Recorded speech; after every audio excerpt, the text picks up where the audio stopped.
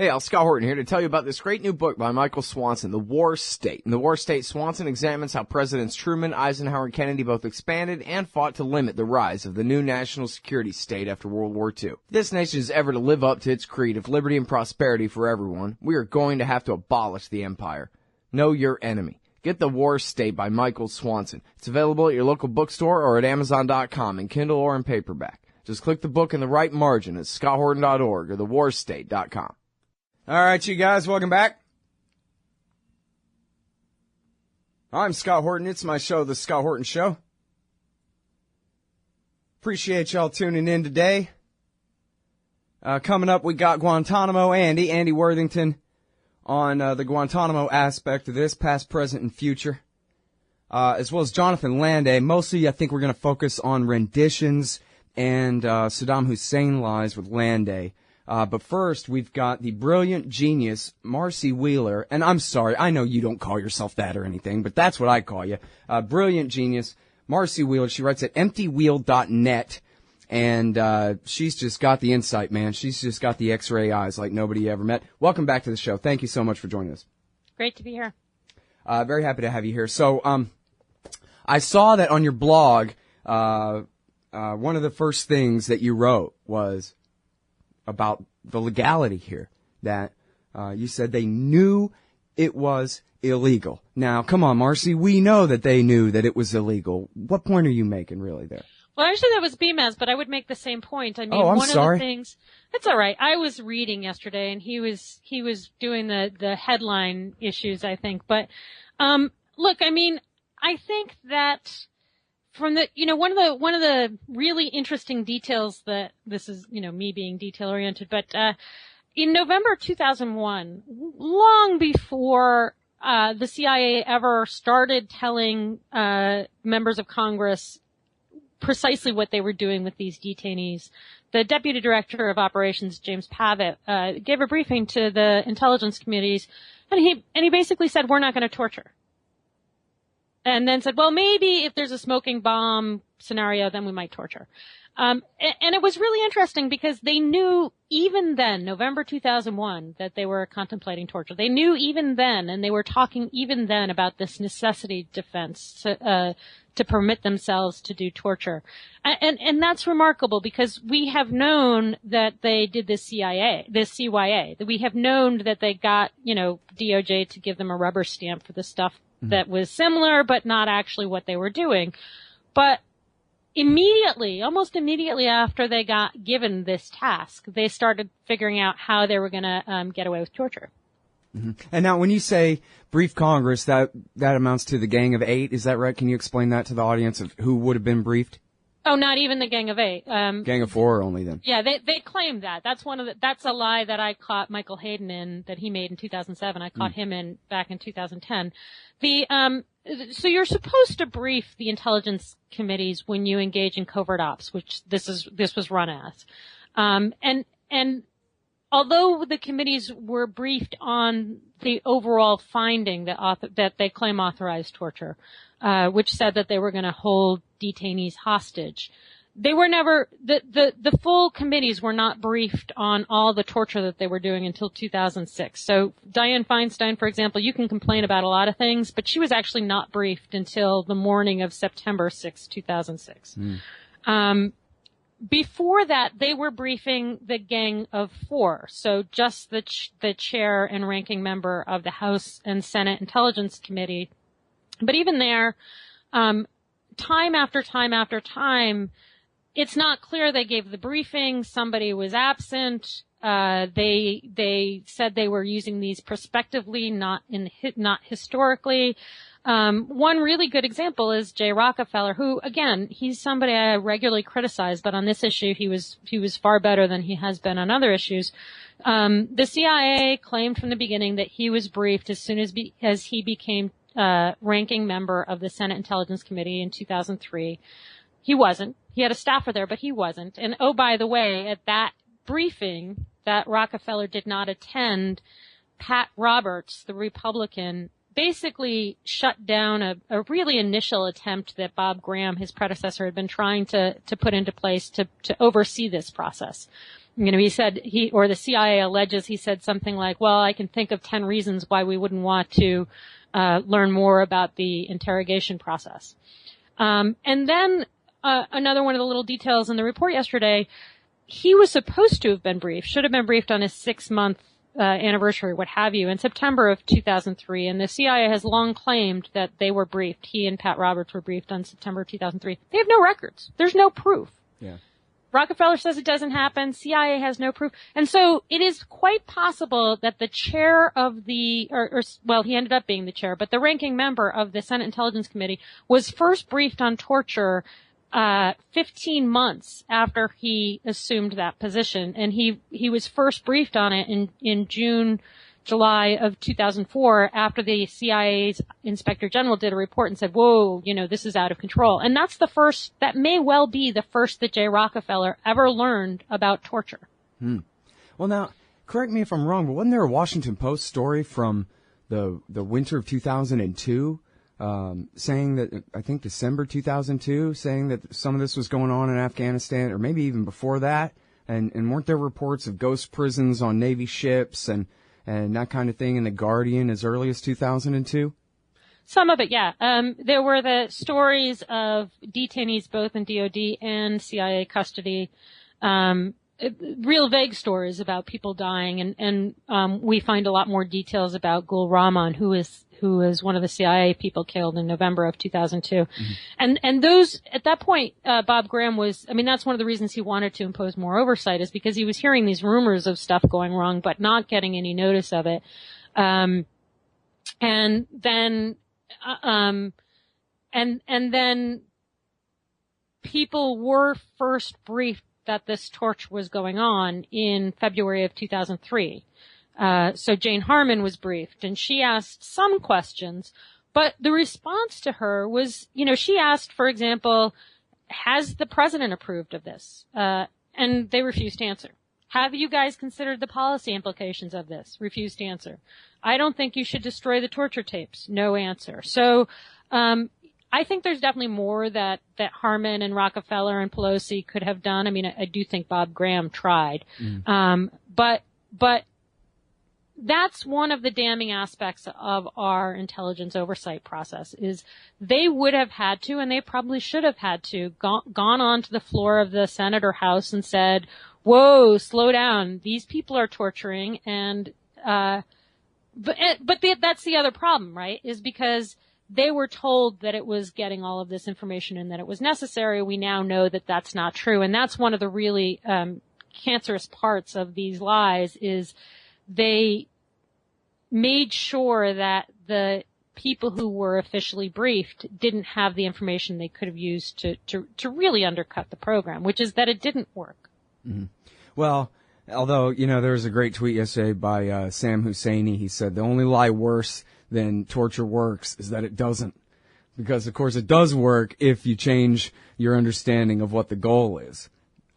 If the goal is you have a list of things that you want to hear, a list of words that you want to put in somebody's mouth, torturing them is a great way to succeed in doing that. So, honestly, I don't understand why they didn't just make it up. Like, why is it any more legitimate to torture al-Libi into pointing his finger at Saddam Hussein than just pretending that al-Libi had pointed his finger at Saddam Hussein? But I guess they needed to pretend that these orange alerts are coming from somewhere, guys, and so that was really the purpose of the thing, right? Was to scare the hell out of everybody's mom and to think we got to start a war against Iraq. Right, and I'm sure you're going to talk to Jonathan Landay about that, but I hope, because he's brilliant on that topic. But that's sort of I made that point before the report came out, is the Carl Levin report, the Senate Armed Services Committee report in 2009 was very clear. When DOD and CIA went out in search of a torture program, they were not looking for interrogation. The language they use 100 and some odd times in that SASC report is exploitation. And exploitation includes interrogation, but it also includes getting people to spy on you. And they did. They got a number of people to flip and, try and infiltrate Al-Qaeda, and then they flipped back. Oh, there's the music. All right. But anyway, so that's where we'll pick it up on the other side of this break. The exploitation, and then we'll get back, I think, to the legalities here and the chain of command at the top, which is something that's not in here. exactly the role of the bosses in the Bush White House. It's Empty Wheel. The great Marcy Wheeler, emptywheel.net, y'all. We'll be right back.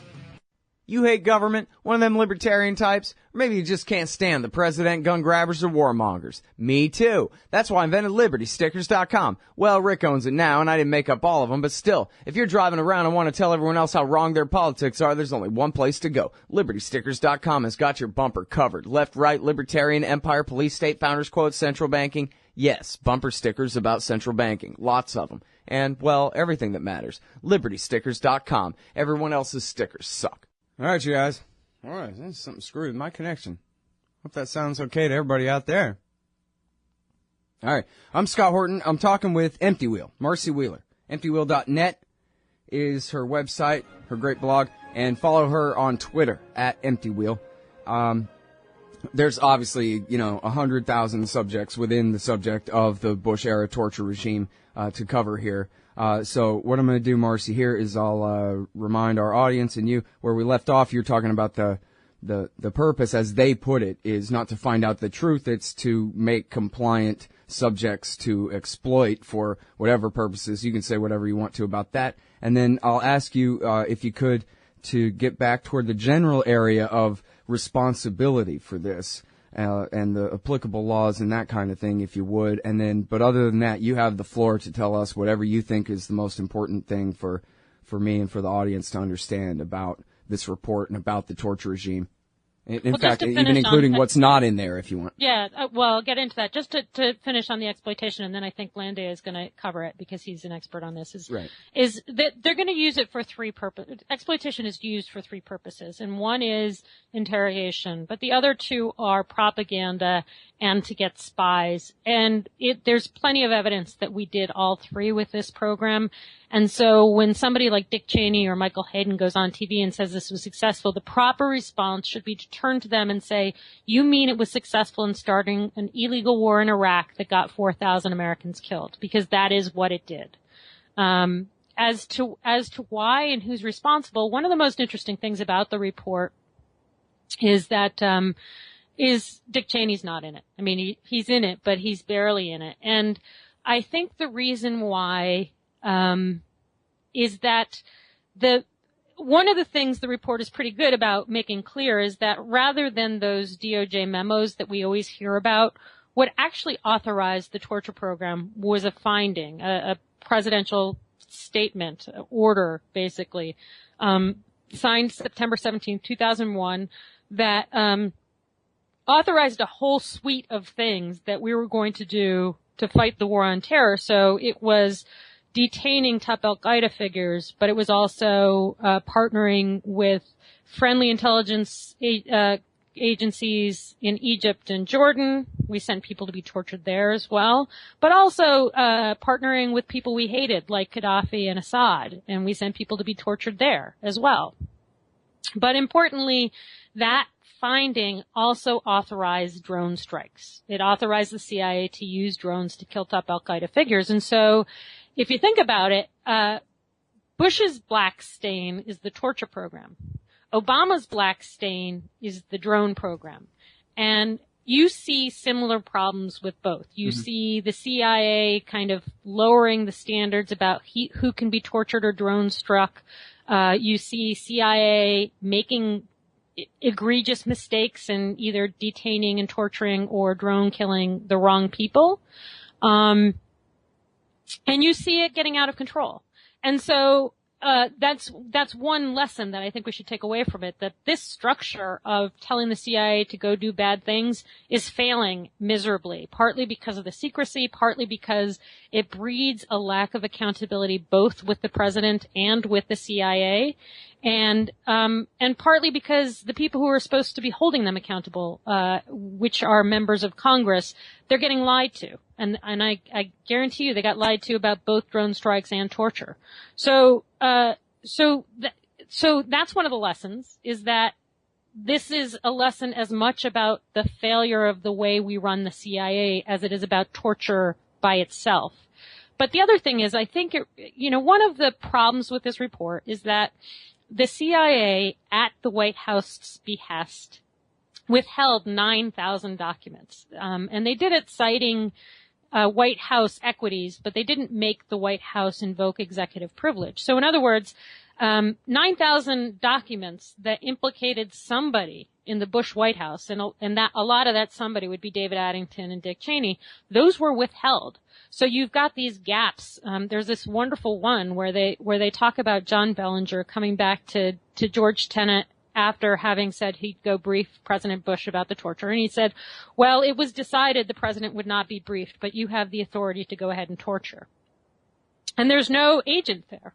There was no, Bellinger didn't say, President Bush has, without being briefed on torture, authorized it. He basically said, you have the authority. And, the best guess, and I would place a lot of money on this, is that Dick Cheney's the one who authorized it, because that's what Dick Cheney did. But he's not in the report, and we don't know whether CIA has documentation that that's how this whole authorization process went down, and he's not in the report because Obama didn't want him to be in the report.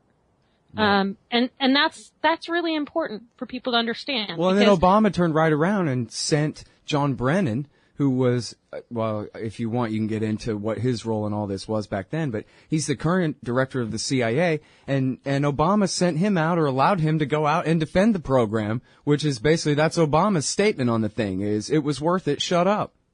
Right. And remember, John Brennan, to many extents, is Obama's Cheney. He's the guy who, for a long time, like Cheney, was the one who served as gatekeeper on national security issues and made sure that certain things didn't get to Obama, or claimed to run things by Obama and may or may not have, including on drone strikes, by the way. And so it's not surprising. And of course, John Brennan knows where all of the bodies that Obama is responsible for are buried, because he put them there. And I think that, this way of authorizing covert ops basically insulates the president both from accountability and from any legal kind of repercussions. And that's one of the things that's going on right now. Mm-hmm. It exposes the people at the CIA who do it. And that's another thing. And I'm actually fairly sympathetic with the torturers who've been hung out to dry, because they were ordered to do this, and no one is talking about George Bush and Dick Cheney's role in it. Well, still, they could have pulled out pistols and blew their own brains out before torturing somebody. They could have quit. I mean, so a lot of people did. Don't feel too bad. Yeah, no, I mean, I don't. Okay, but they raise a good point. They raise an important point, which is that they're getting all the blame, and Dick Cheney's getting none of it. Right. And so you've got this mutual complicity, and it works across. I mean, I made a point. And I've got another piece coming out that makes the same point. On the second day that Bush was in office, he prohibited most kinds of physical torture. On the third day he was in office, a drone strike he authorized, a CIA drone strike, killed 11 civilians. And from that point on, he was implicated in this system where you authorize the CIA to do things and you're stuck. And I think he's been stuck ever since. Yeah. Well, and now, so... And back to the Bush crew then, because, obviously it is just Bush's fourth term now with Obama, but at the time where Cheney, his lawyer Addington, and the rest of these guys, along with President Bush, were deciding these things, is it really in dispute at all whether they knew that they were just outright breaking the law, but they just decided we can get away with it? The other Scott Horton has compared these, DOJ memos and so forth to basically like the kind of thing that the DOJ would prosecute a lawyer for doing for a mobster, right? You're not a lawyer. You give legal advice for how mobsters can get around the law. And that's different, and we'll put you in jail for that, says the DOJ. And other Scott Horton says that the guys that came up with these memos, that basically they're not in good faith at all. That's really what I'm asking you. Like, these guys just basically said, oh yeah, sure, Mr. President, you can suspend the Geneva Conventions, you can torture people to death, you can do whatever you want, and no one can touch you because you're the commander-in-chief. I mean, to me, it sounds like it's total hogwash, but maybe, I don't know, maybe the Commander-in-Chief clause really says that, or maybe David Addington really believes it. What do you think? Well, and that's the trick, because the National Security Act says CIA can't do anything that's unconstitutional, but we do expect them to break other countries' laws. what has happened with both torture and drone strikes is they've been breaking our laws. So, torture is illegal by anyone in the United States. Nevertheless, CIA did it. Killing an American citizen overseas is illegal. Nevertheless, they did it with Anwar al-Awlaki and collateral damaged both his son and Samir Khan. And it is in fact the case that CIA believes that language in National Security Act, which says CIA isn't allowed to break the law in the United States, is sort of fluid. If the president orders it, then the CIA is allowed to break the law because this law, I don't know what secret memos they have, but that's what's going on, and that's what needs to change. Right. All right. Well, I'm so sorry that we're out of time. Obviously, I could talk to you for the rest of the week about this stuff, but I'll direct everybody over to twitter.com/emptywheel and emptywheel.net for the great Marcy Wheeler. Sure do appreciate it. Thanks so much. Take care. Talk to you soon.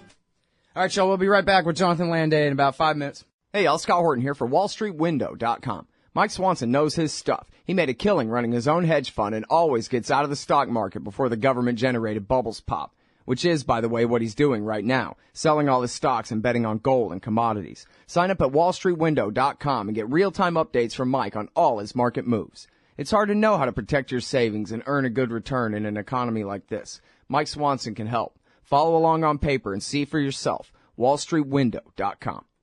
Hey, I'm Scott Horton here for The Future of Freedom, the monthly journal of the Future Freedom Foundation at fff.org/subscribe. Since 1989, FFF has been pushing an uncompromising moral and economic case for peace, individual liberty, and free markets. Sign up now for The Future Freedom, featuring founder and president Jacob Hornberger, as well as Sheldon Richmond, James Bovard, Anthony Gregory, Wendy McElroy, and many more. It's just $25 a year for the print edition, $15 per year to read it online. That's fff.org/subscribe. And tell them Scott sent you.